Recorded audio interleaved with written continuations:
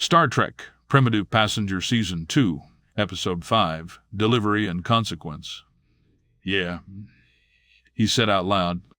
Why not? The Xalaxians are trying to kill me. The Cardassians are trying to own me. The Bajorans want me for questioning. One says she's a friend of mine. Take it easy. Easy.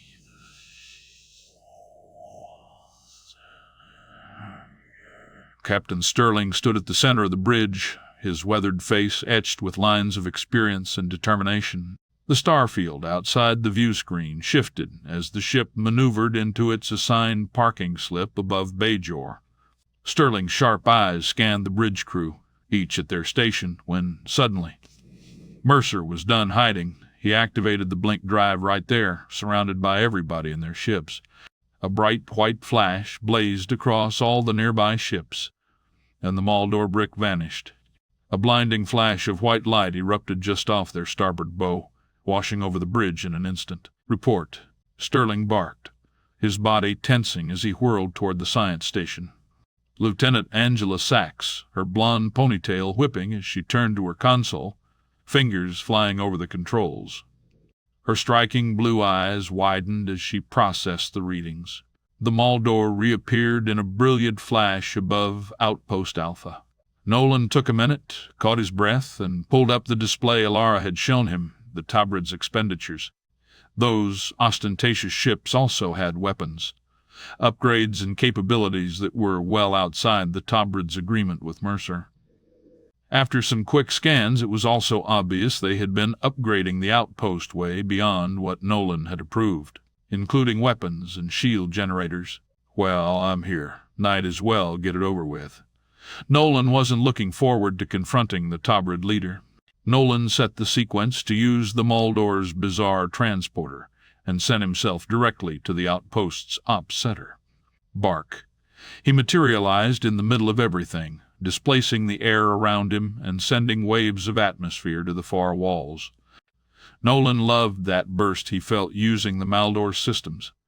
When he arrived, it felt like dropping in from a helicopter, landing firmly on his feet, as if he'd dropped from 6 feet off the ground. It felt deliberate and forceful. The Tabrid workers paid little mind. A quick glance Nolan's way, then back to work. The operations center was a hive of activity, with Tabrid workers manning stations that seemed far more advanced than what Nolan had provided. Kelnar stood at the center of it all, his scales gleaming with a new, iridescent sheen that spoke of genetic modification. He turned as Nolan appeared, his expression a mixture of pride and wariness. "Ah, Mercer," Kelnar called out, spreading his arms wide. "Welcome to the new and improved Outpost Alpha. Quite impressive, wouldn't you say?" Nolan's eyes narrowed as he took in the scene. "Very. Though I don't recall authorizing these upgrades. Care to explain where all this came from, Kelnar?" The Tabrid's smile faltered slightly. "Well, you see, with the profits from our mining operation, we thought it prudent to reinvest in our future. Surely you can appreciate the value of progress." "Progress is one thing," Nolan replied, his voice low and dangerous. "Turning my outpost into a military installation is yet another. You're drawing attention, Kelnar. The kind of attention that gets people killed." Kelnar's demeanor shifted, a hint of defiance entering his posture. "We are merely protecting our interests, Mercer. The wealth you've helped us acquire has opened many doors. We'd be fools not to take advantage of the opportunities presented to us." Nolan stepped closer, his voice dropping to a whisper. "And what about our agreement?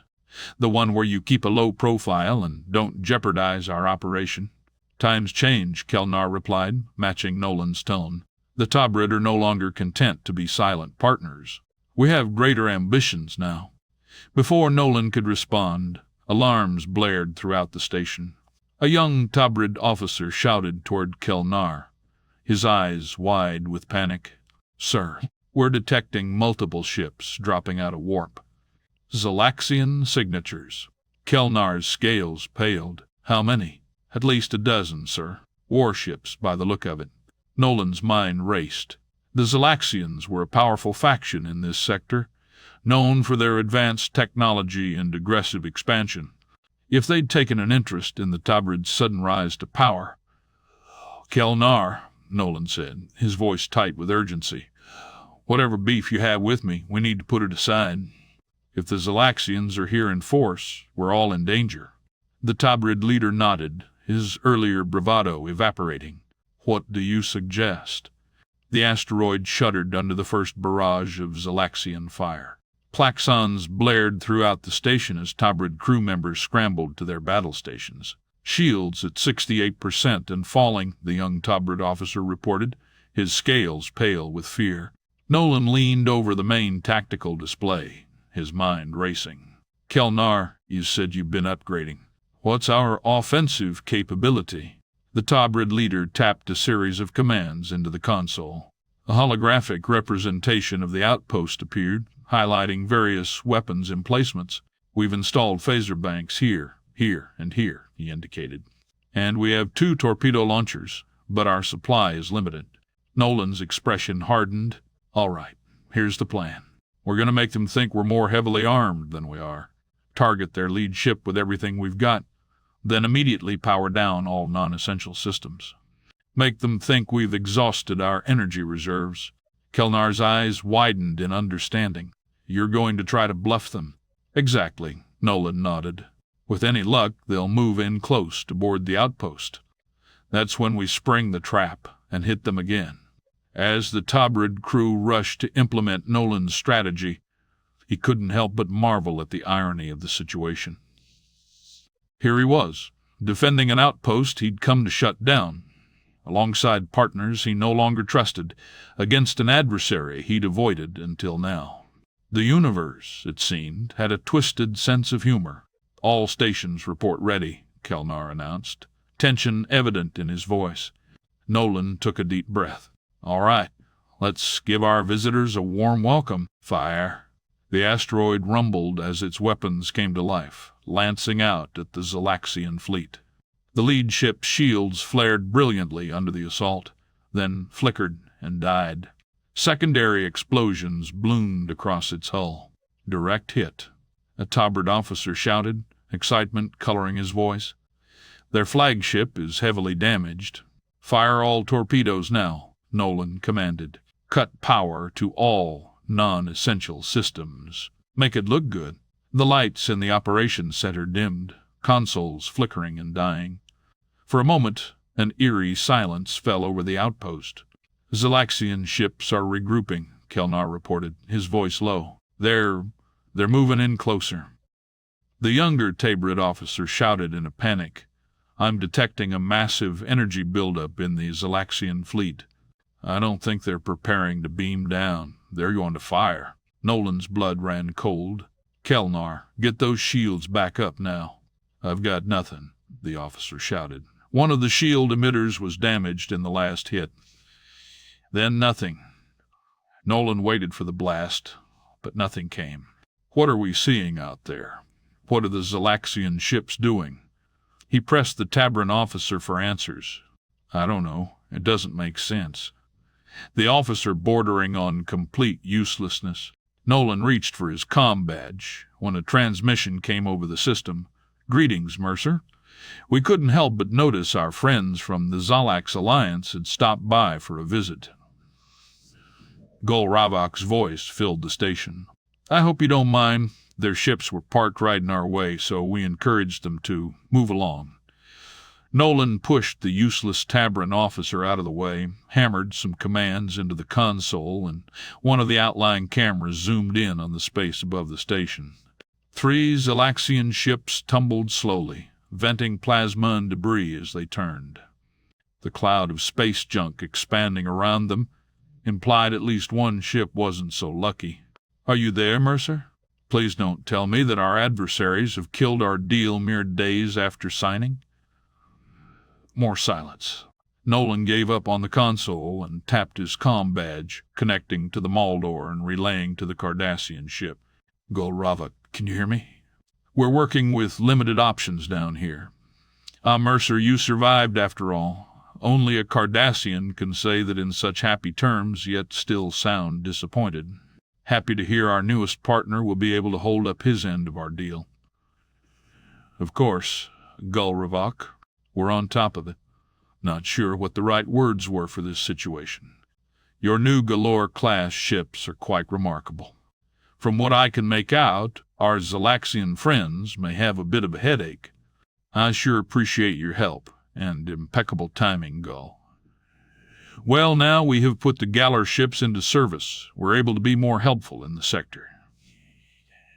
There was an odd pause. Of course, we're still no match for that big black blot you're flying around in, but I believe we've outclassed everyone else. Where's your ship? Nearby, Gull. She's taking care of some other business for me. That's unfortunate. I was hoping for a tour. He paused. If there's nothing else, Mercer, we'll be on our way. Your help is genuinely appreciated, Gulrevok. Happy to be of service. And the big Galor turned as it pushed forward, then warped out of sight. Nolan's rage could not be overstated. Kelnar, he growled. You idiots and your lack of self-control have put me at war with the goddamn Xalaxians and left me beholden the goddamn Cardassians. Kelnar stepped to Mercer, incensed at the accusations. Nolan plugged a meaty fist into Kelnar's reptilian face, sending him flying with blood splattering everywhere.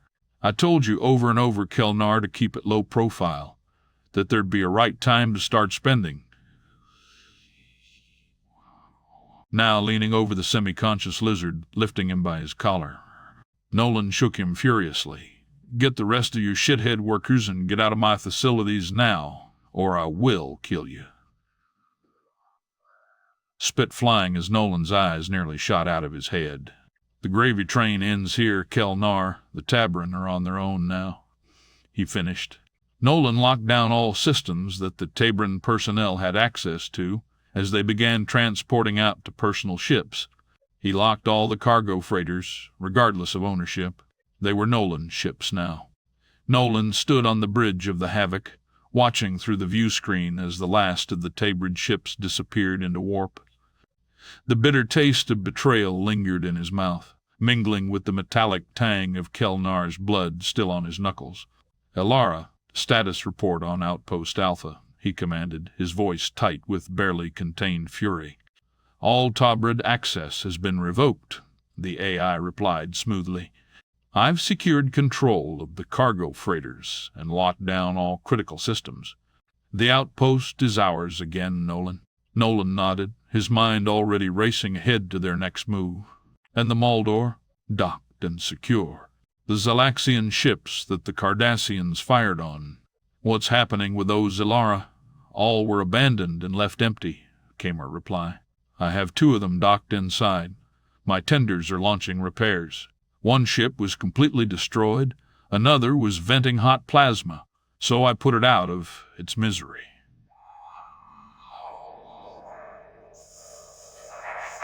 The Xalaxian attack, the timely and unwelcome. Intervention of the Cardassians and the betrayal of the Tabrid. It had been one hell of a day. Right, Nolan said, straightening his shoulders. We've got unfinished business. Set course for the rendezvous coordinates. It's time to make our delivery. As the Havoc's engines hummed to life, Nolan couldn't shake a nagging sense of unease. The 3 items they'd collected, each innocuous on its own, but together. He didn't like not knowing the bigger picture. Elara, while we're en route, I want a full analysis of those items we're delivering. Look for any potential interactions, any way they could be combined. I want to know what we're really handing over. Understood, Nolan. I'll begin the analysis immediately. The stars outside stretched into streaks of light as the Havoc jumped to warp. Nolan settled into the captain's chair, his fingers drumming a restless rhythm on the armrest. Whatever game their mysterious client was playing, he was determined to stay one step ahead. As they neared the Bajoran system, Nolan's thoughts turned to Captain Sterling. The Federation officer's sudden interest in his activities was a complication he didn't need. He made a mental note to dig deeper into Sterling's mission, official and unofficial. Approaching the rendezvous point, Alara's voice broke the silence, smooth but with a hint of caution. Nolan blinked, pulled from his thoughts, and straightened in his seat. dropping out of warp now. The swirling gases of the nebula engulfed the view screen, thick clouds of violet and amber drifting ominously. Nolan leaned forward, his gaze sharp, scanning the mist for any sign of their contact. "Any signs of our client?" His voice was steady, but tension coiled in his gut, a feeling he couldn't quite shake. "Negative," Elara replied, her tone neutral. There was a brief pause. "Wait," detecting a small vessel emerging from the nebula. A small, unremarkable cargo hauler slid into view, its outline barely distinguishable against the glowing backdrop of the nebula. Nolan narrowed his eyes. Simple, yes, but there was something off about the design. It was unlike anything he'd encountered before. "We're being hailed," Elara said, a slight edge to her voice. The view screen flickered, then stabilized, revealing a shadowy figure. Its features were obscured, barely a silhouette within its dim, organic-looking surroundings. There was something unsettling about it, something alive, as though the ship itself were breathing. "You have the items." The figure's voice was distorted, crackling with interference, its tone barely passing for human speech. Nolan hesitated for a fraction of a second, his hand hovering over the controls. Then, with a curt nod, he initiated the scan of the 3 containers. "As requested," he said, his voice firm. "Now, about payment."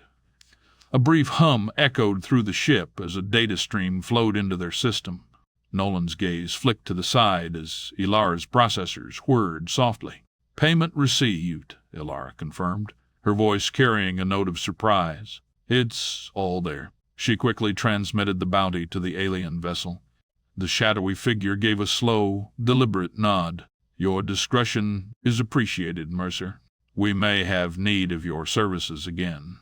Before Nolan could respond, the transmission cut off abruptly. The strange ship disappeared into the nebula, swallowed by the swirling gases as if it had never been there. Nolan leaned back in his chair, fingers tapping absently against the armrest, his jaw tightening. Unease gnawed at him. The transaction had been clean, too clean. He stared at the fading clouds of the nebula, thoughts churning. What had he just gotten himself into? Later that night, Nolan received an encrypted transmission from one of his Bajoran contacts. "You might want to see this, Mercer. One of your kind seems to be hunting you down. I didn't realize the Federation was also an enemy. What will it cost me?" Nolan said flatly, not thrilled that one of the biggest mouths in the sector had this info. After the transaction was complete, a grainy monochrome video file appeared on his screen. It showed Captain Sterling in a meeting with Bajoran officials. "We have reason to believe," Sterling was saying, "that Nolan Mercer has been operating in this sector. His activities pose a potential threat to Federation interests. Any information you can provide would be greatly appreciated." Nolan leaned back, not surprised at all. Sterling was hunting him, and he was using his so-called diplomatic mission to drag Nolan's reputation in the sector. "Elara, we need to find some distractions for our friend Jonathan Sterling." Mercer thought out loud. "I can track down some Orion females, if that's where you're heading." Elara half-joked. "What were you thinking?" Epilogue. The Havoc glided silently through the vast emptiness of space, its powerful engines dormant as it drifted in a remote sector. On the bridge, Nolan Mercer stood before a holographic display, his brow furrowed in concentration as he studied the itemized list of their recent delivery. "Nolan!"